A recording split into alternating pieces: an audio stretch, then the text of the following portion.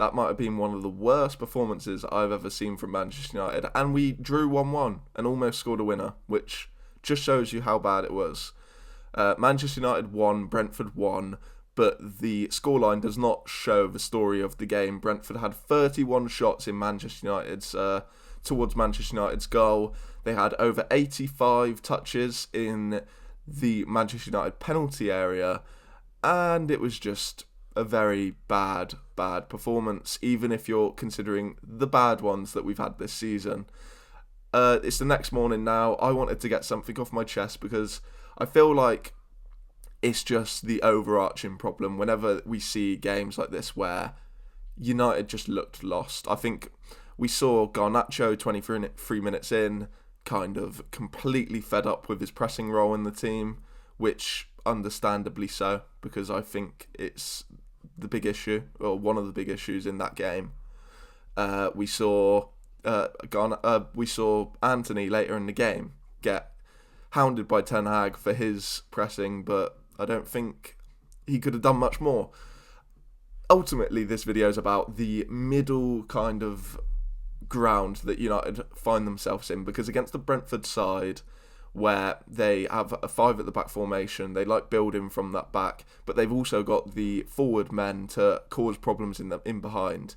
United couldn't deal with it because they can't go for a high press altogether, because they've not got the team to facilitate it, and whether or not they should just go for it anyway and see, and kind of, because what they've done instead is they've gone for almost a half and half press, where you saw the front three were really kind of high up, pressing the wide centre backs, but then because they're there, the full backs are at home, they're not pressing.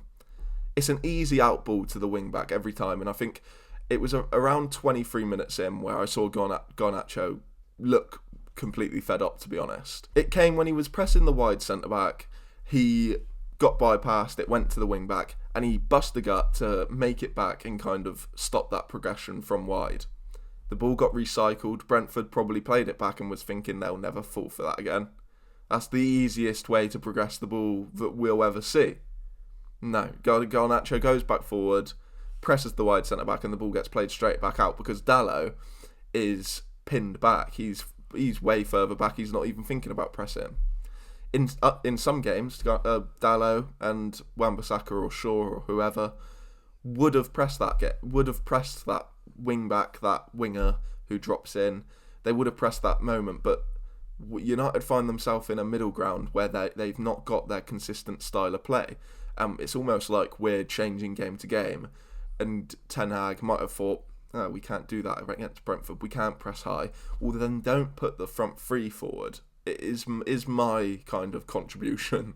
Is I think if you've decided that you're not going to press properly and you're not going to bomb your fullbacks on and properly put that pressure on, then don't allow your right winger and your left winger and your striker to be doing dog's work up there for no reason. It just doesn't make sense to me. I'll reel out some of the stats because this is what happens when you get caught in the middle. Because it's so easy to bypass 3 or 4 of Manchester United's players last night because the rest of the team weren't pressing as high, and it's like they're getting separate instructions, and I don't know. But these are some of the stats. So 2.6 XG for Brentford compared to 0.5 for United. 31 shots, 11 shots. 24 shots inside the box to 3 shots inside the box. Big chances are 4-2. Hit times woodwork 4-0. Touches in opposition box 85-16, and Jules won 68-43. Now, it's grim reading that, and United need to kind of figure out what they're going to do, because Ten Hag realistically has got 10 games, whether Ineos have made their decision or not. He's got 10 games to kind of prove to them that he deserves the chance to stay in the job. Now, I don't think this should be done by the standards that Manchester United have done it in the past 10 years with managers, where it's almost like if you get top 4, yeah, we see the vision almost. Like, That's what it's been like under the Glazers. I personally hope that, and we're not getting top 4 after that result as well, so it's done.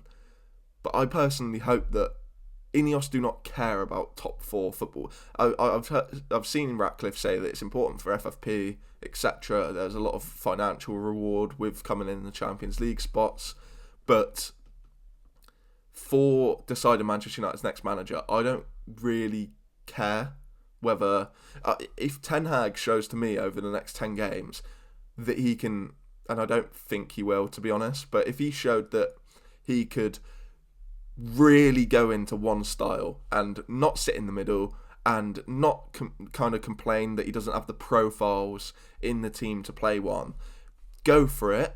People might make mistakes, I don't care. If he actually went for a complete style of play, a complete approach, and didn't kind of sit in the middle, didn't kind of have certain players not pressing in certain areas because the team's not ready to high press. I'm not entirely sure the reasoning behind it, to be honest. But if he went like that, I might go, and we could lose the FA Cup semi-final, we could finish 6th, and I might go, do you know what? It might be worth giving him another year because he's showing that he's willing to properly go into this. Whereas if we came 4th, playing the way that we were, if we won that game, it would have been a bloody disgrace, to be honest. Like, it would have been a disgrace because we did not deserve anything from that game, and a draw was a robbery enough, to be honest. And if we got through games like that, though, winning them, and then came to the end of the season, and it was like, oh, Ten Hag's got top 4, he's got top 5, Champions League football, should he stay? The way of football, I feel like it's something that's got, and it's probably not a Ten Hag problem, it's probably a Manchester United problem, where he seems to care way too much about results. And I know that sounds a little bit odd, but let me explain. Ten Hag constantly talks about results. I think he got asked a question about the amount of shots that United have been facing in recent weeks. His response was essentially, it's not a problem as long as we're getting the results. And that can be an excuse at points, that can be a good point, maybe at different points in the season, but this has kind of been a constant message from Ten Hag since he got into the job, is that results trump everything. And yes, they do, but it almost feels like in Ten Hag's approach to his tactics, to his team approach, to almost a lot of his behind the scenes kind of team building decisions, it seems like that's what it comes down to. It doesn't come down to him wanting to build a team for the long term. I feel like he's under loads of pressure. He has been since day one. Since he lost 4-0 to Brentford at the start of last season, he's been under a ton of pressure. And whether that is internally as well, we don't know. But we know that kind of Arsenal, there was a lot of pressure on Arteta and the media.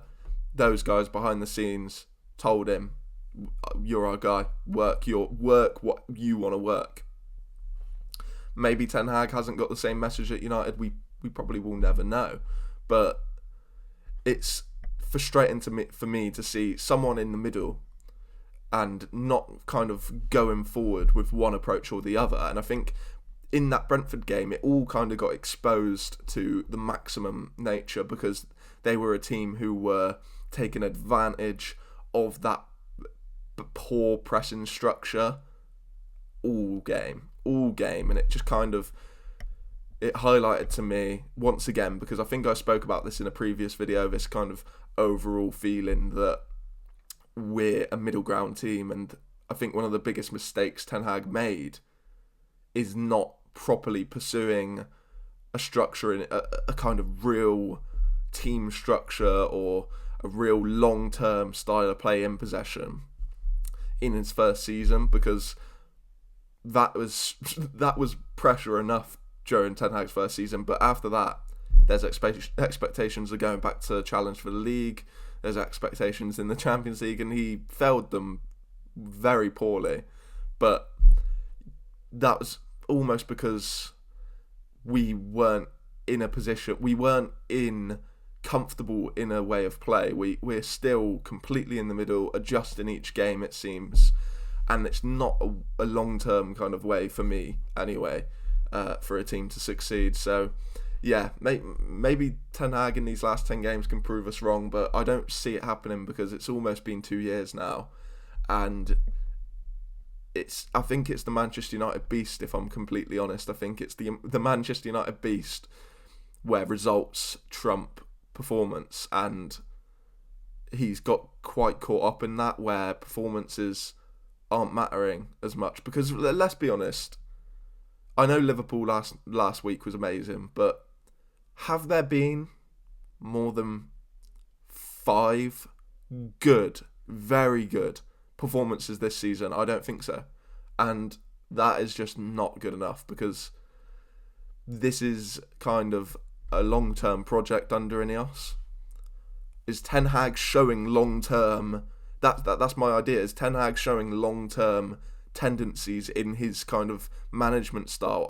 Obviously, you can say the youth players. That's a great point. But actually on the pitch, the way of play, I don't see it. I see someone desperate to get results because they're under pressure and they're playing quite timidly. They're not sure whether to go high press. They're not sure whether maybe there's a reason for this kind of ridiculous like kind of non-press, because I don't see it. But yeah, that's I'm kind of waffling on now. It's the overall point I hope you kind of get, and if you have opinions on it, let me know in the comments below. And yeah, if you enjoyed the video, please give it a like, subscribe to the channel if you're new, and hopefully we'll see Manchester United improve next season. That's all from me.